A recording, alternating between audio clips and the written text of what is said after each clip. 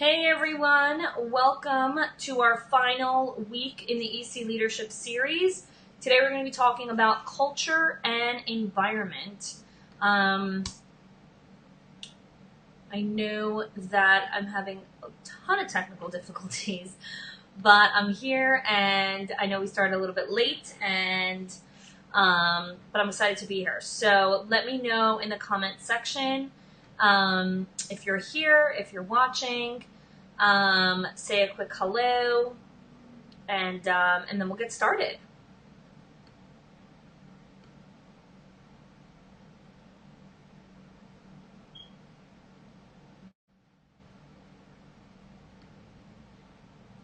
So I'm just going to wait a couple minutes here for some people to hop on.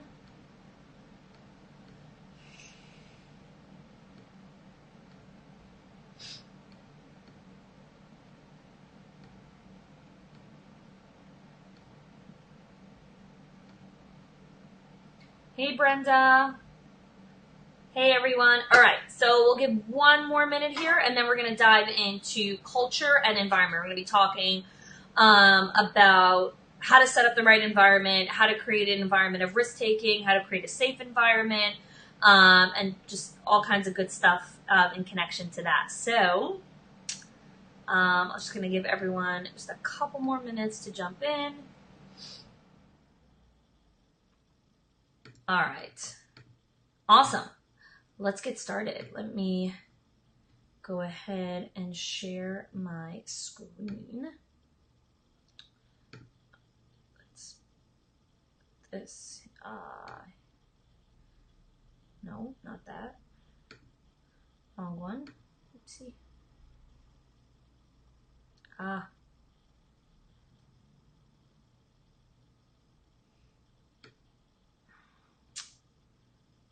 can't seem to share my screen.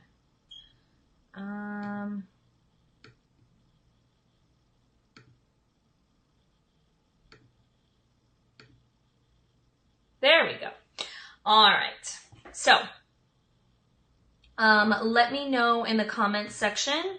Just give me a quick thumbs up that you could see my screen that says week 4, culture and environment. So, just give me a quick yes in the comments so that I know that everyone's seeing and I'm not just talking blindly.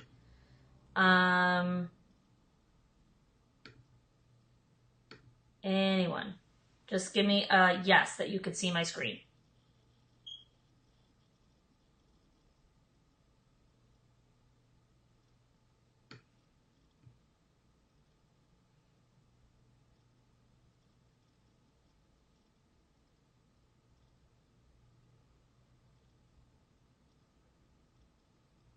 Awesome. Okay, thanks. Yeah, there's a little bit of a lag between what I say and what actually gets streamed online. That's what I'm noticing right now. So, yeah, we'll have to see how to kind of rectify that. But in any event, let's get started. Okay. Okay. Hi, Trish. Hi, Susan. Okay. Yay.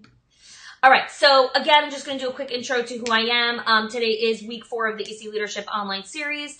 We're going to be talking about culture and environment. So who am I? My name is Connie Olshansky. I'm an early childhood strategist and leadership coach, and I work with preschool directors to help them build a school of excellence. I started my journey a little over 11 years ago, where I worked in Preschool of the Arts for 5 years, which is a Reggio-inspired school in New York City. Then I left New York City. I left Preschool of the Arts. I went to get my master's in early childhood and special education at Mercy College. And a little over 2 years ago, I started my business, Discover Ed Consulting. I have a 5-month-old baby, and these are my 4 beautiful children. I have been very privileged to be featured on multiple different channels. 2 weeks ago, I was actually featured on NBC News Radio. So I've really been fortunate to get a lot of different media and publicity. I got to meet one of my fans, Simon Sinek, and I've really just been blessed to go all around the country and speak and do keynotes and presentations on the concept of leadership, school leadership. So let's go over what we're going to be talking about today. The first thing we're going to be talking about is 2 strategies to create an environment of risk-taking. Second thing we're going to be talking about is the 3-step process to boost creativity in your center. You can actually boost creativity in your center. And the third thing we're going to be talking about is the diagnostic to see if your staff are ready to grow. So let me know in the comments section which one of these are you most excited about learning today.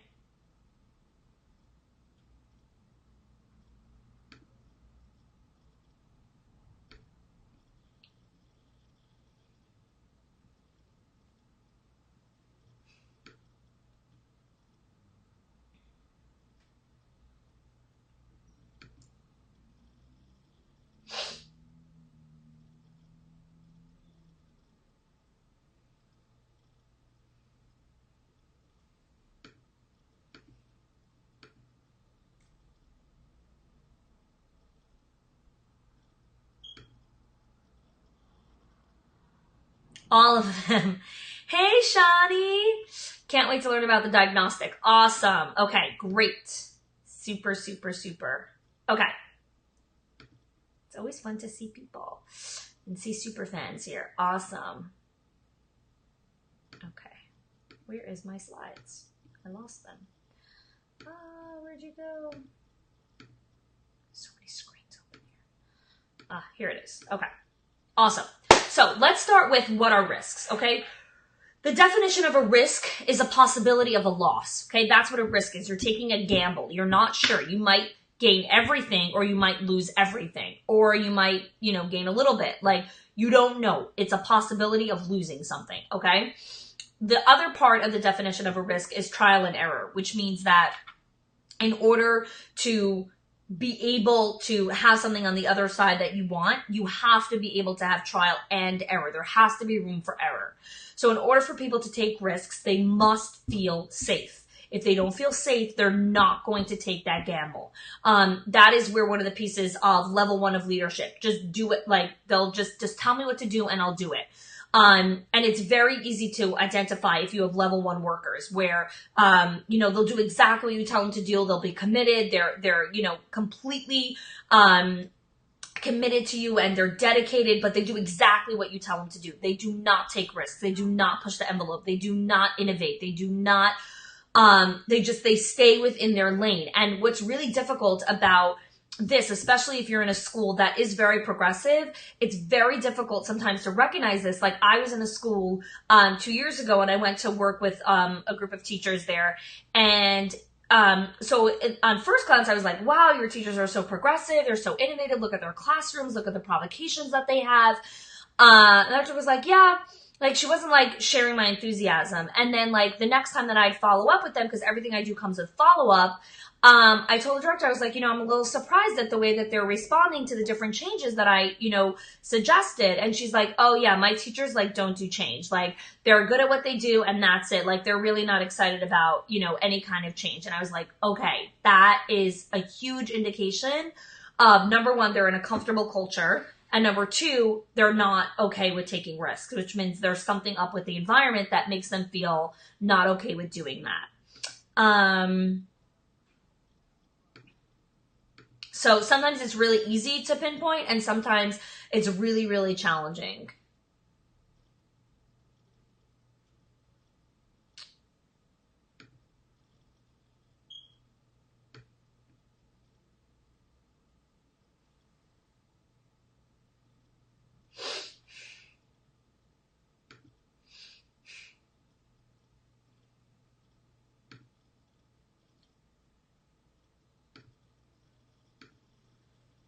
So let's talk about how do you create safety, okay? So the first thing is to be the last to speak at a meeting, okay? You allow other thoughts and other possibilities to come through. That's how you're going to be able to create safety. By not talking, you make it safe to share ideas because no one knows if they're disagreeing with you or not because you haven't shared your ideas. You haven't biased the room yet. You allow people to ask questions, to rethink their thoughts without being judged by your opinions. So this is like such a powerful piece of being the last to speak at a meeting where teachers really feel okay and comfortable with being able to share what they're thinking about, what they're noodling on, what's going through their heads.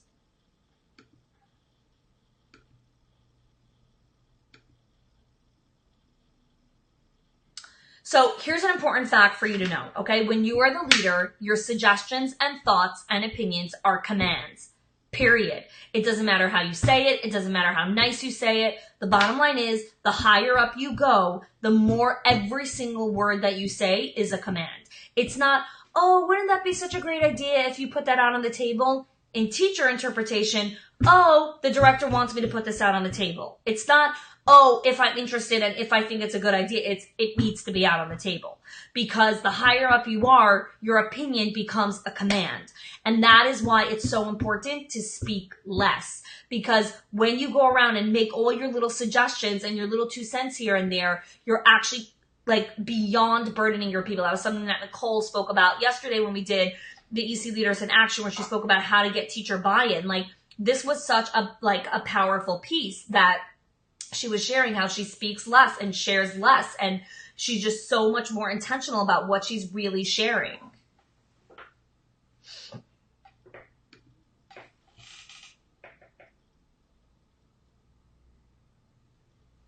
So let me know if you want to know how to do this better. If you want to know how to lead more effective staff meetings.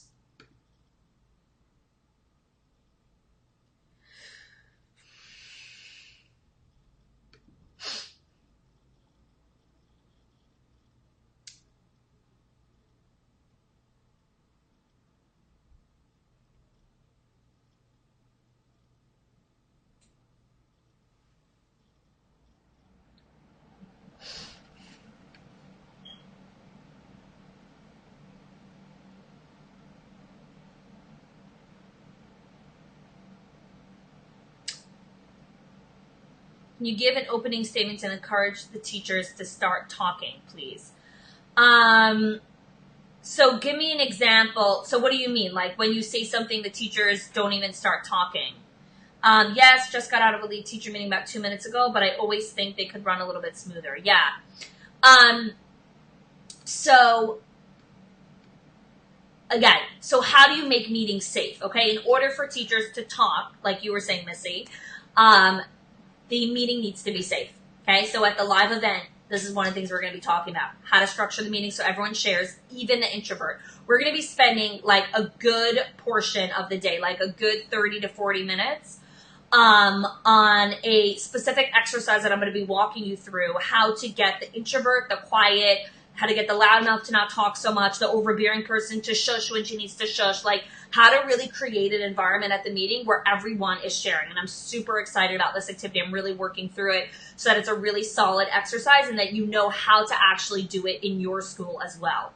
How to get other thoughts and opinions, how to turn the tide when people are getting defensive, how to get buy-in at the meeting, how to help teachers hold themselves accountable to what was decided at the meeting, the framework and the theme so you're consistent in the goals that you set at meetings. Boom. Like every single one of these things we're going to be addressing at the live event, and not just talking about it, but giving you the practical script of how to actually invite someone to start talking, how to actually get other thoughts so it's not just your opinion or the loud mouth or the seniority, like how to get even the newbie to share something at the meeting. Yeah. Hey, Lisa, yeah, Zoom just wasn't working. So sorry. It just wouldn't stream live, so we like knocked off of there. So my apologies for that, but I'm glad that you're here. Okay.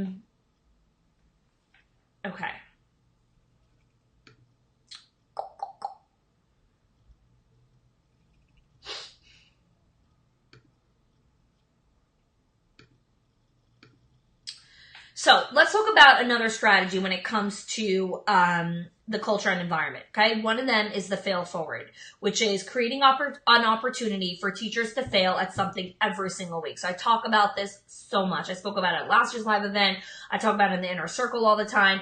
Fail forward, where you create an opportunity for teachers to fail at something every single week. Okay. So you want to get specific, like where are the teachers going to share it? How are you going to recognize staff who tried something new? You know, do you only recognize staff who do things in their lesson plan? Or do you recognize staff like, hey, you know, the kid was really excited about that and you went with that, you know, even though it wasn't in your lesson plan. That's awesome. You know, you took a risk, you took a gamble. Thank you for trying. Like, this is so powerful to make your staff more comfortable with failure, because that is where the transformation happens. And you know, Shani Skydell was talking about that a couple weeks ago when we did the interview with her in AC Leaders in Action, of how she has created a more positive culture by being vulnerable, by sharing her failures with her staff as well.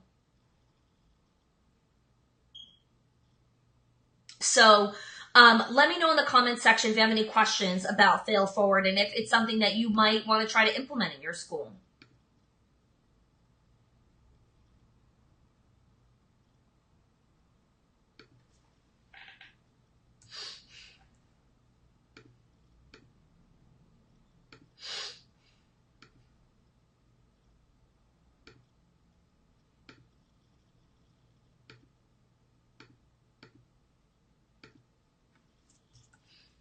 So give me a quick yes in the comments section.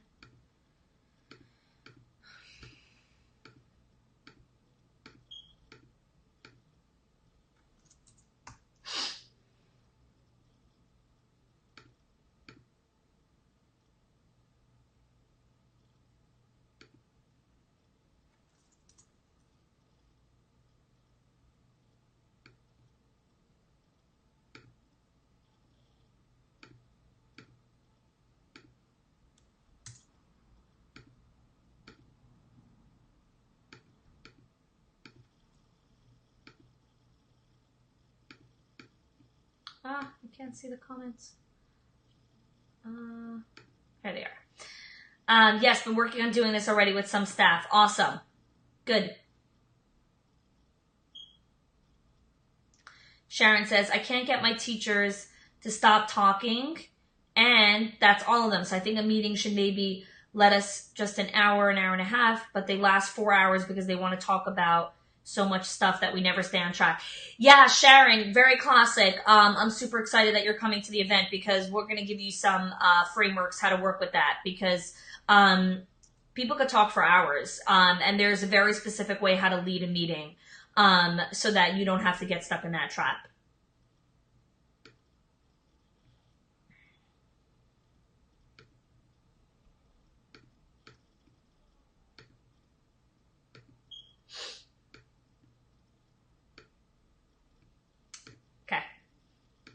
So, let me know in the comments, is it possible for someone to become more creative? So, let me know if you think that it's possible for someone to become more creative.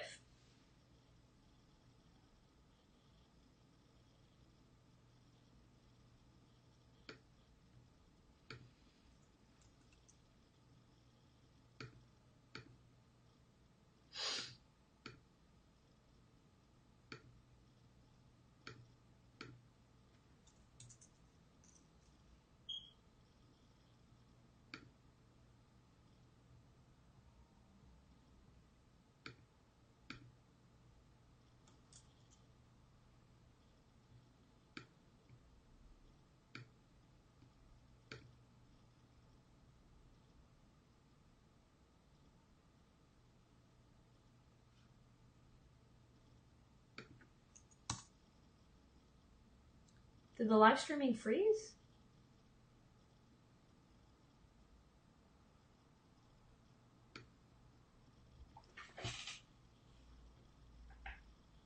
Huh.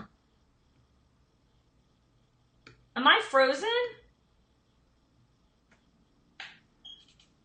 Sometimes I just haven't found the right language to express it yet.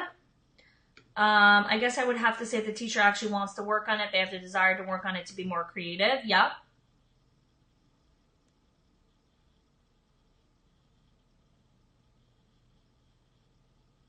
Yeah, so let me walk you through. Let me walk you through the 3-step process, okay? Number 1 is to create an invitation for the teachers to choose materials from one day a week. So let's say, for example, you decide Tuesday mornings are the mornings that you're going to have the teachers choose from array of materials. So for example, you can have like loose parts or natural, recyclable materials. And you tell the teachers, every Tuesday there's going to be a provocation outside of my office, and I want you guys to choose something from there to use in your centers, right? So at your next staff meeting, you let all the teachers know we're trying a new experiment in the school. Every Tuesday, teachers are going to choose something from the provocation to use in any of their play centers. They should observe the children and see if and what they do with it. Okay? So that's step 2. So you let the teachers know what's going on, and you tell them every Tuesday, we're going to choose, like each of you are going to choose something from from this bucket and use it in the centers. And step 3 is that teachers should take pictures and share it with other staff in a communal sharing space. So this is where teachers can share what they did, thought would happen, where it failed, and other inspirational ideas. So this is like super powerful as far as like getting the teacher to become more creative, because you're having her choose from materials that aren't predetermined, that weren't in her lesson plan in advance, and you're asking her to use it in any particular play center.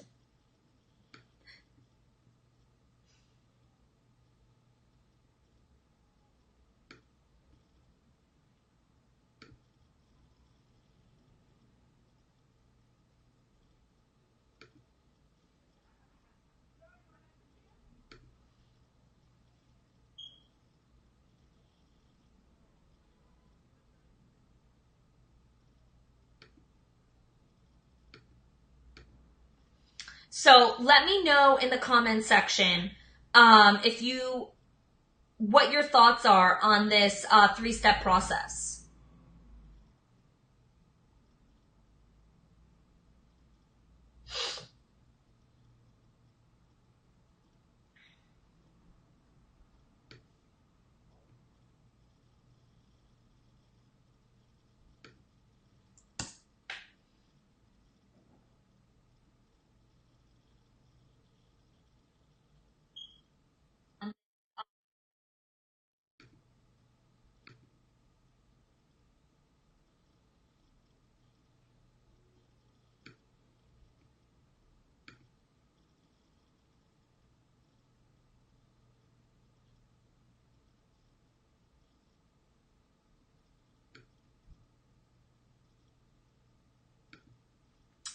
So while you guys are letting me know that, the more strategies to boost creativity and more strategies to boost innovation is that at the EC Leadership Live event, that is where we're going to be talking about what you can do every single week so you're consistently boosting creativity. What to say to teachers so that they start to be inspired to do this themselves. How to set the environment that promotes this, and exercises to do with your team so it becomes part of your culture. So it's not just about doing this, once in a while. It's what you could do every week. What to say to the teachers, how to set up the environment that promotes this, and exercises to do so that it becomes a part of your culture.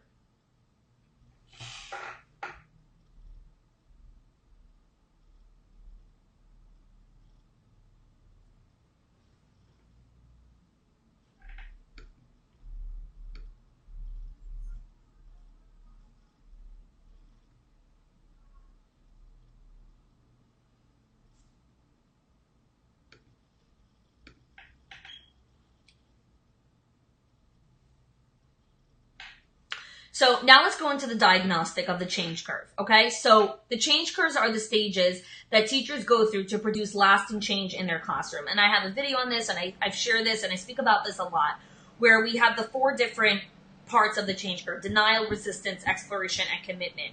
And again, if you're interested in, watching the actual video that I have on this, where I go through the proper diagnostic, leave a comment. Interested in change curves, so I could follow up with you and give you more information on that, because I don't want to take the time to go into that in detail. But this is an incredible diagnostic to know where your teachers are so that you can help them. So how can you do this? How can you have each teacher really become a leader, right? So again, at the live event, we're going to have our daily strategy to invite people to become leaders. Every single day, there are going to be certain things that you could do that take less than 30 seconds to invite people to become better leaders, okay? Just give me a massive thumbs up if you want that, all right? How to shift the environment to become a place where staff inspire each other to innovate and create. And over a dozen different strategies to choose from to ensure that this is a consistent daily practice, okay? This is everything that's going on at the live event. So what are your next steps, okay? We covered a lot today, but if you really want change and you really want to shift the culture and create a more productive, safer, and innovative environment, you have to do something different, okay? Venting, Googling, joining groups don't raise your competency and your skill set, okay? Action does. Lisa, yes, the change curve is definitely part of the inner circle content. Just private message me, ask me for it, or post it in the other group. I'm happy to share that with you, no problem. So yeah, you need to take action to create the transformation in your school. So at the EC Leadership Live event, we're going to be mapping out the year in 2 days, okay? What the theme of your monthly staff meeting should be, how to structure your calendar so you're consistently motivating your staff, how to create standards for everything in your school, the best way to introduce new programs to staff to get their buy-in, unleashing the greatness of your team, time management, scripting, how to create systems. I mean, seriously, we are laying it all out there.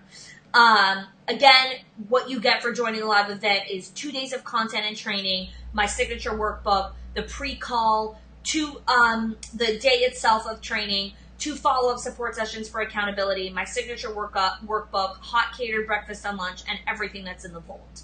And of course, Lolly Daskell, Rivka Caroline, and Dr. Diaz are our guest speakers that are just going to be crushing it, talking about everything that you need to know about leadership and just everything that's involved with productivity, scripting through difficult parent conversations, just everything that's involved in that. So it's going to be pretty epic. So let's see here.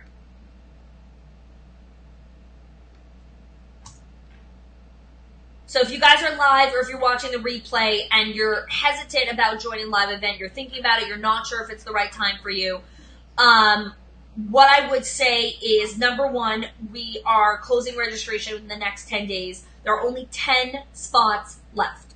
So, again, if you're interested in joining, you definitely want to fill out an application now. So if you want an application, leave a comment, application, so I can message it to you, and fill out an application, join us for the event. If you're already joining us, and you're interested in one of the special bonuses that I offered for people that are already joining us, send me a private message. I can let you more about that. We have special bonuses for people that are already joining us for the live event.